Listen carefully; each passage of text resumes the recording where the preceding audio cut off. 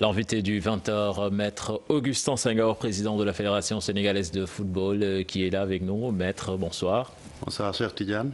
Alors, Maître, cette victoire du Sénégal face à la Guinée équatoriale, j'imagine une bouffée d'oxygène pour cette fédération qui a été beaucoup critiquée ces derniers temps.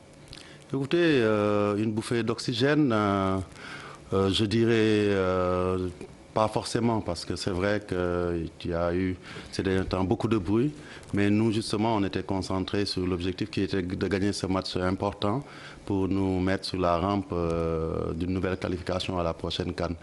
Nous sommes dans l'action, nous comprenons qu'il puisse y avoir des critiques, mais justement notre rôle c'est de veiller à ne pas nous laisser divertir, rester concentrés parce que nous sommes encore en place et nous travaillons à atteindre les objectifs que le peuple sénégalais nous a assignés. Et ces critiques, vous les trouvez justifiées? Écoutez, généralement c'est toujours difficile quand on est en charge de responsabilités nationales et surtout quand c'est des questions qui sont très importantes pour le peuple sénégalais, d'échapper aux critiques. Après, il faut comprendre que les gens ont le droit de critique. Pour autant que ça soit des critiques constructives, bien entendu, et nous sommes prêts à les accueillir quand il le faut. Et c'est cela qui nous fait avancer. Nous avons besoin de personnes qui nous aident dans l'action, mais nous avons besoin aussi de gens avec un esprit critique pour nous dire ce qui ne marche pas pour qu'on puisse corriger et aller de l'avant. Surtout que ces critiques quand même ont été dues à l'échec du Sénégal à la CAN et aussi à l'annonce de votre candidature que certains jugent inappropriée.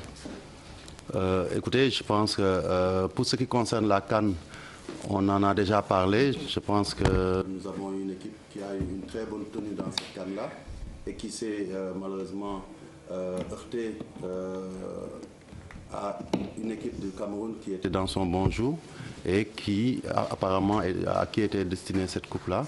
Et cela n'empêche qu'il faut reconnaître le travail qui a été abattu par les joueurs et par la fédération depuis quelques années et qu'il leur a valu quand même d'occuper depuis 2 ou 3 ans une place de choix au niveau du classement FIFA et au niveau du classement africain. Après, pour ce qui concerne les élections, c'est normal. Partout, c'est le cas, mais plus particulièrement au Sénégal. Ce n'est pas seulement propre au football. Vous voyez que quand on parle d'élections, même au niveau national, il y a beaucoup de bruit. Mais vous comprenez que ce troisième mandat que vous briguez puisse susciter autant de bruit? Je peux le comprendre dans une certaine mesure parce que d'abord parce que nous avons, en tout cas avec l'équipe fédérale qui est en place, pu valoriser cette fédération au point que d'autres puissent avoir l'ambition de la gérer. Très souvent aussi, quand des opportunités se présentent, les gens se disent que c'est le bon moment pour arriver.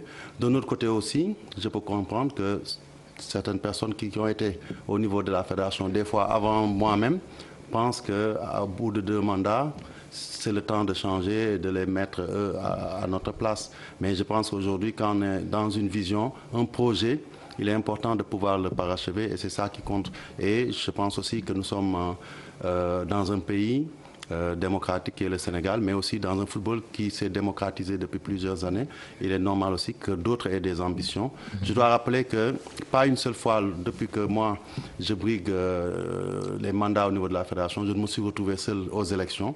Il en sera de même cette fois-ci et les électeurs choisiront le meilleur profil, je l'espère, pour le football sénégalais. Mais Président, à un moment donné, est-ce que vous ne vous êtes jamais dit c'est le moment d'arrêter? Oui, j'arrête puisque à un moment, on a l'impression que c'est la personne d'Augustin Senghor qui pose problème dans ce football.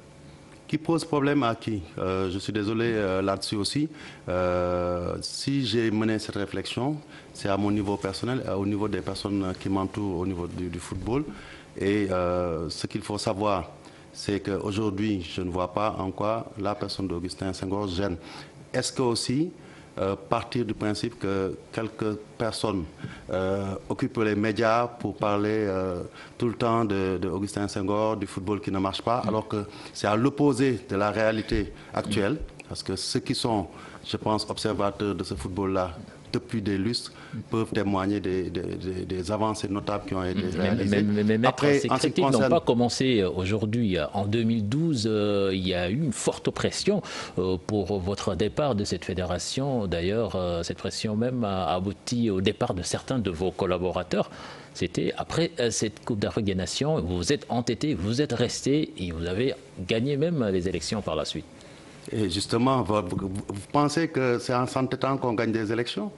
Ça, vous me posez une question qui me paraît vraiment surprenante, parce que vous savez, aujourd'hui, on est dans ce football-là tous des acteurs. Nous nous investissons chaque jour. Moi, j'ai beaucoup de respect pour ceux qui, comme moi, triment chaque jour, laissent leur travail, laissent leur famille pour se consacrer en temps et en moyens pour le football. Et c'est vrai, le football, surtout l'équipe nationale, c'est une affaire qui concerne beaucoup de monde.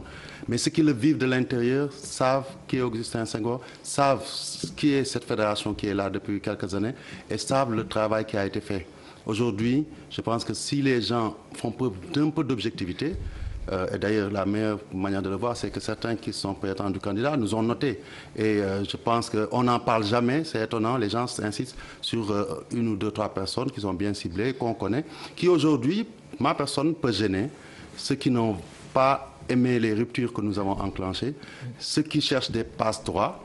Et si c'est cela, moi je pense que je continuerai à gêner parce que je suis là justement avec une mission claire, avec l'équipe fédérale, de changer la donne. Aujourd'hui, notre fierté, c'est de voir aujourd'hui que nous sommes au mois de juin. Vous venez de nous montrer l'équipe qui est championne à 2 journées, avec une saison qui s'est déroulée de manière régulière.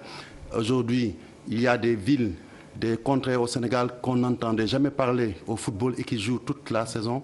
Les féminines jouent, chacun joue sa partition. Nos équipes nationales, on le voit, on vient de sortir de 3 Coupes d'Afrique et de 2 Coupes du Monde. Je pense qu'aujourd'hui, dire que nous jeûnons simplement parce que c'est toujours la politique du haut-toit que je m'y mette, ça pose problème. Il faut qu'on parte sur des bases objectives et qu'on parle de bilan. Moi, en fin de mandat, je pense que ce qui est important aujourd'hui, c'est de mettre la carte sur table, parler du bilan de cette fédération, qu'est-ce qui a été fait, et ne pas créer des débats subjectifs qui ne nous avancent à rien. Par rapport à ce bilan, le palmarès de l'équipe nationale du Sénégal qui reste toujours vierge, est-ce que c'est une tache noire de votre bilan ou bien? C'est une tache noire du Sénégal dans son entier. Parce que cette équipe nationale, elle joue depuis 1960. Et elle n'a pas commencé à jouer en 2009 quand nous sommes arrivés, je vous le rappelle. Mais sauf qu'à partir de 2009, elle a eu une génération dorée. Les avancées, comment cela? Une génération dorée actuellement. Depuis 2010, on a pratiquement les meilleurs attaquants. Dans mon entendement, une génération dorée, c'est une génération qui a déjà gagné la médaille d'or. De génération dorée, on ne peut pas en parler dans ce pays. Je suis désolé de le dire comme ça. Oui, mais les talents sont là. Cette équipe a le potentiel pour être une génération dorée. Et c'est là aussi où il faut voir le travail qui a été abattu par la fédération. Vous parlez de cette génération comme si elle est une génération spontanée qui est sortie de nulle part. Mais regardez la trajectoire de ces joueurs qui composent l'équipe nationale aujourd'hui. Par où ils sont passés. Depuis quand cette fédération est en train de les suivre. Pour qu'ils soient arrivés aujourd'hui, que les Sénégalais soient arrivés à la conclusion que c'est l'équipe qui aujourd'hui peut prétendre à gagner quelque chose. Ça a été un investissement, ça a été une politique. C'est le travail de la fédération. Ça a été une politique de la fédération et de l'État du Sénégal. Nous avons travaillé la main dans la main. Cette équipe-là, elle n'est pas sortie de nulle part. Les joueurs qui en constituent la base, ils étaient là déjà en 2010, en 2011 dans les équipes juniors, en 2012 aux Jeux Olympiques avec le même entraîneur, Aliou Cissé, et nous avons travaillé sur la continuité.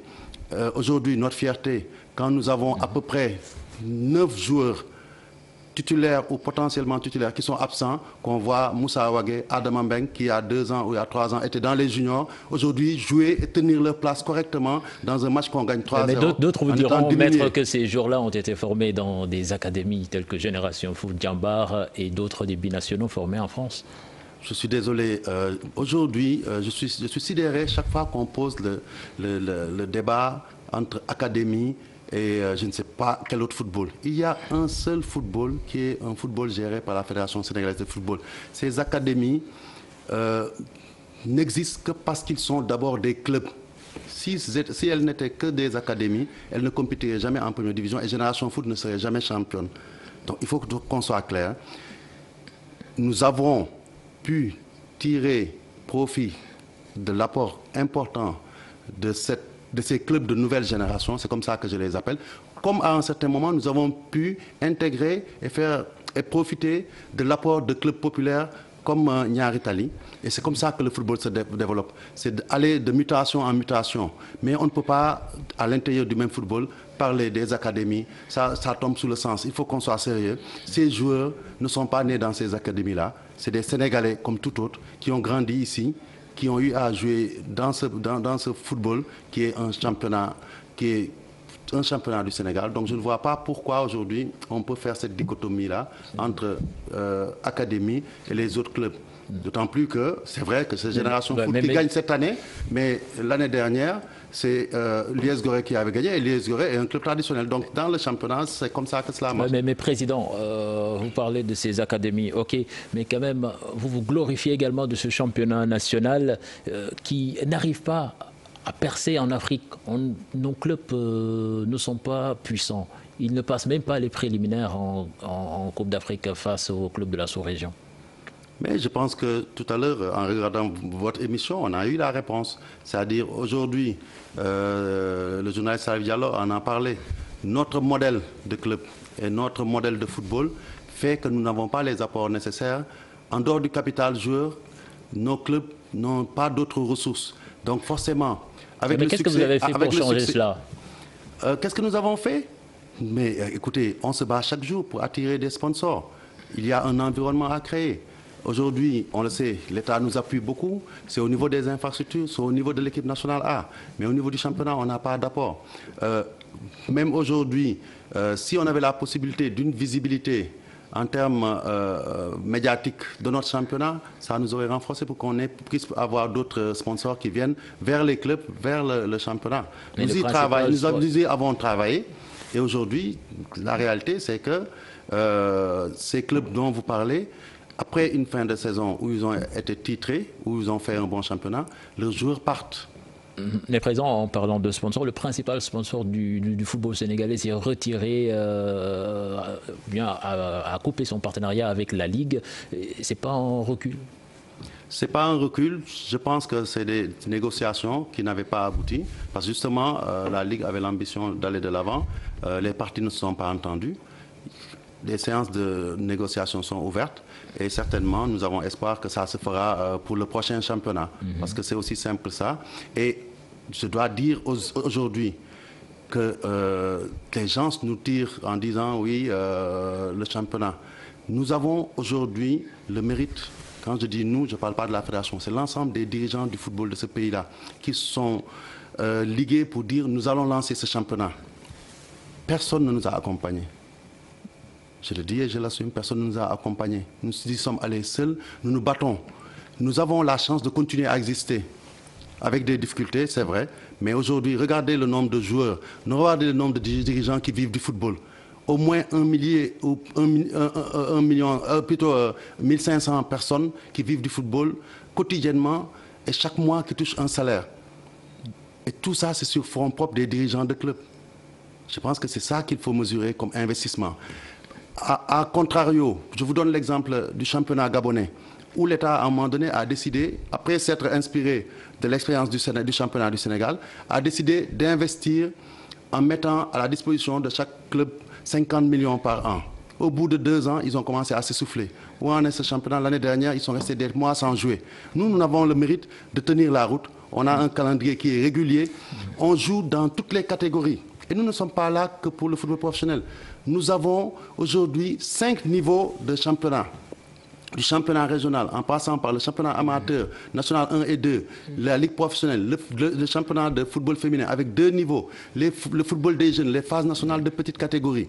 En plus, nous avons lancé d'autres compétitions nouvelles pour créer de l'attraction, comme le trophée des champions, comme la Coupe de la Ligue, comme aussi la Super Coupe qui a été lancée l'année dernière. Et cette année aussi, on a lancé la Coupe de la Ligue amateur. Donc je pense que la fédération, comme les dirigeants de football, s'investissent jour et nuit, mais ils ne reçoivent de l'autre côté très souvent que des critiques, mais aucun apport. Justement, on va progresser avec l'Assemblée générale élective de cette fédération qui est prévue le 12 août. Maître, parmi vos principaux challengers figurent deux de vos collaborateurs en ancien et Mbaye Diouf Dia, qui est toujours dans cette fédération sénégalaise de football. Dites-nous, est-ce que vous avez été surpris de ces candidatures? Je vous l'ai dit tantôt, pas forcément. Parce que j'ai dit qu'aujourd'hui, cette fédération, on peut être tenté de vouloir... elle est attractive, c'est la vérité. Et aussi, je pense que, comme je l'ai dit tantôt aussi, je peux concevoir, en étant un démocrate, que d'autres personnes puissent avoir l'ambition de pouvoir se présenter et de penser qu'ils peuvent faire mieux que l'équipe qui est en place ou le président qui est en place. Donc, il n'y a aucun mal à cela. C'est l'autre pendant qui m'étonne que très souvent ces personnes-là, au lieu de critiquer notre bilan, en tout cas, elles disent elles-mêmes que nous avons bien travaillé, mais elles disent non, Augustin a fait 2 mandats, alors que pour la plupart de ces personnes-là, je suis largement plus jeune qu'eux et je suis venu à la fédération plus tard qu'eux.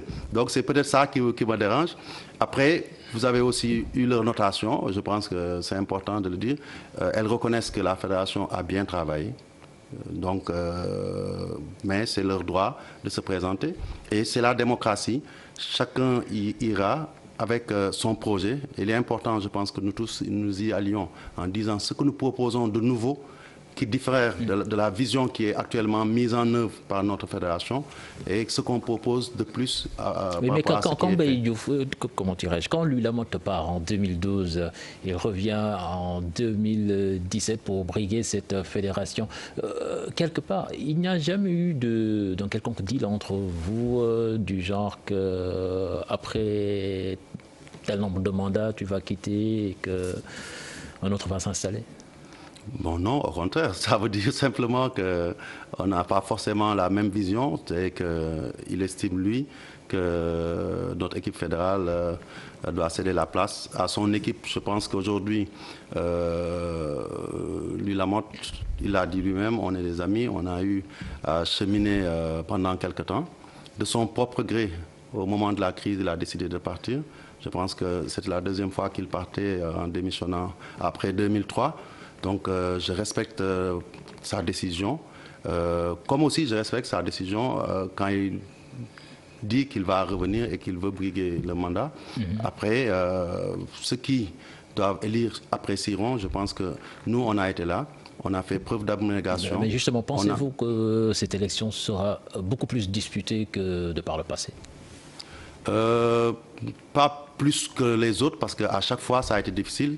Lors de ma première élection en 2009, j'étais challenger, parce que tout le monde déjà prédisait la victoire de mon concurrent principal, puisqu'il y en avait déjà 4 déjà à cette époque-là. Et c'était oui, mais la contestation est beaucoup plus aiguë actuellement je suis désolé. Qu'est-ce que vous appelez contestation? Parce qu'il y a déjà le pôle dirigé par El Hadj Diouf, il y a la solution de Salif Diao. El Hadj Diouf, il vote. Il est électeur. Mais il n'est pas électeur, mais c'est un membre influent du football sénégalais quand même. Hein? C'est un membre influent du football sénégalais. Oui, mais El Hadj, tout le monde, c'est pas un secret. El Hadj, depuis que nous avons été là, tout le monde sait que il a toujours tiré sur la fédération. Mais il y a la solution, aussi de l'autre côté. La solution, pour vous rassurer, avant de se lancer dans leur campagne, ils sont venus me voir. Salif est venu me voir. On a échangé avec M. Mathieu Chupin et je les ai encouragés parce que nous sommes tous là, soit pour chercher des solutions, soit pour les mettre en œuvre. Nous sommes, comme tout à l'heure, au début de votre interview, vous m'avez posé la question, nous avons besoin de les critiques des autres. Et nous sommes preneurs de ce qu'ils peuvent nous offrir. Si nous restons à la fédération et qu'ils nous amènent quelque chose de plus, nous sommes preneurs. Ce que nous ne voulons pas simplement, c'est que ça soit juste du conjoncturel, parce qu'on va vers des élections, tout le monde s'agite après les élections, on ne les entendra plus parler jusque dans 4 ans pour que les gens se reviennent. Si c'est vraiment, moi, en tout cas, ma conviction profonde, c'est que leur travail peut servir, mais à condition que ça ne soit pas destiné juste à essayer de briguer des postes ou autre chose. Voilà, le temps file vite, président. Parlons à présent de ce partenariat avec Romaille. Après 6 ou 7 mois de compagnonnage, comment appréciez-vous vraiment cette collaboration? C'est une collaboration mitigée. Là, je suis clair, net et précis. Je l'ai déjà dit ailleurs. Quand nous faisons l'évaluation, nous ne sommes pas satisfaits sur un certain nombre de points. Et nous sommes en train de voir quelle suite donner à cette collaboration. Y a-t-il donc une possibilité de rupture de contrat? C'est dans l'ordre normal des choses parce que c'est ce qui était prévu dans le contrat. Vous le savez, on avait perdu dans certaines conditions donc le partenariat avec Puma. Nous devions aller à la CAN. Ils nous ont fait des propositions alléchantes que nous avons acceptées. Dans la mise en œuvre, c'est vrai, il y a des difficultés. Nous sommes en train de travailler sur le plan juridique pour voir comment apporter les correctifs. À défaut, c'est ce que prévoit le contrat. Si ces correctifs ne sont pas apportés, bien entendu, nous chercherons un autre partenaire.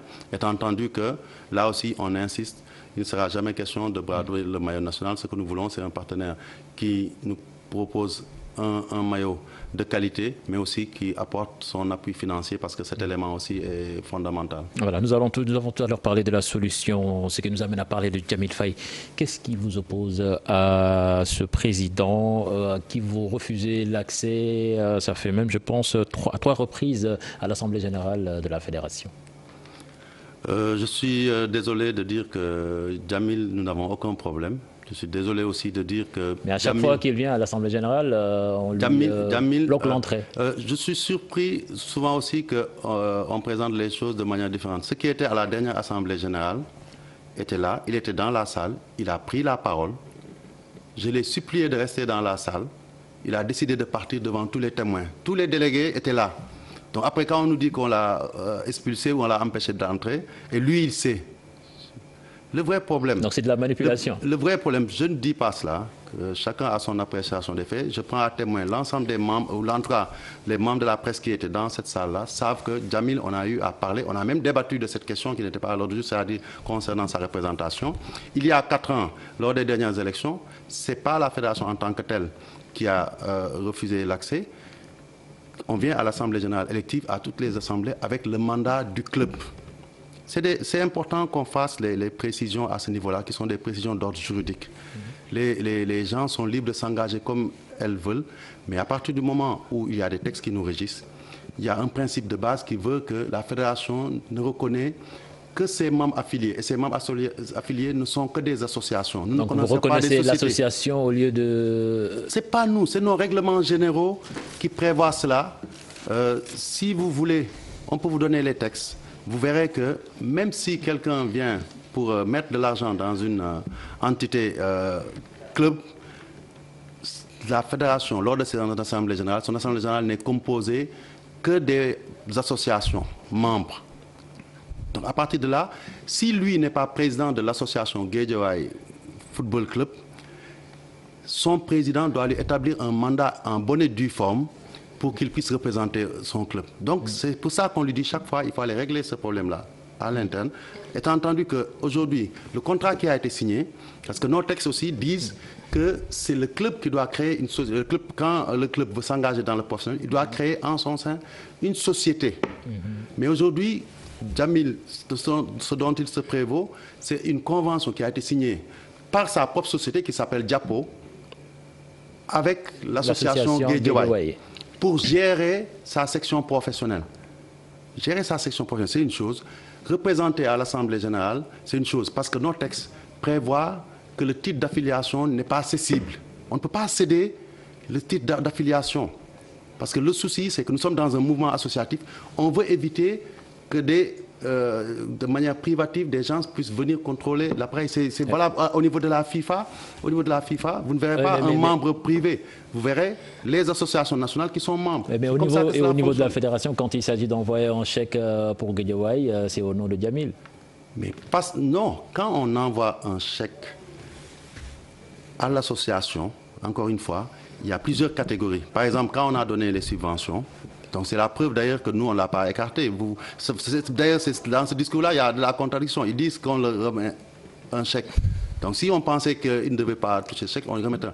Comme il a le mandat de gestion de son club professionnel, quand on doit subventionner le club professionnel, ça ne nous gêne pas. Quand il doit se réaffilier ou se réengager en cours de saison, il n'y a pas de problème. Mais à l'Assemblée générale, tout ce qui se présente doit venir avec un mandat. Même moi, président de club, président de fédération, si je devais un jour venir représenter mon club l'US Gorée, je devrais justifier d'un mandat en bonne et due forme signé par le président de l'association Union Sportive Goréenne. Voilà, voilà, merci. Président, avant de vous quitter, un mot sur la chaloupe de Gorée qui est devenue un problème apparemment pour les populations de l'île.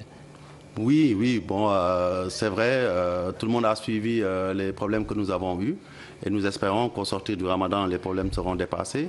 Ce n'est pas faute, malheureusement, d'avoir tiré la sonnette d'alarme. Il y avait des solutions J'avais des solutions. Le problème, c'est qu'à partir du moment où c'est l'armement qui pose problème, c'est-à-dire les navires ont des problèmes techniques et qui n'ont pas été pris en compte à temps, on ne peut pas faire l'économie du temps nécessaire pour les réhabiliter, pour les réfectionner. Il y va de la sécurité des gens.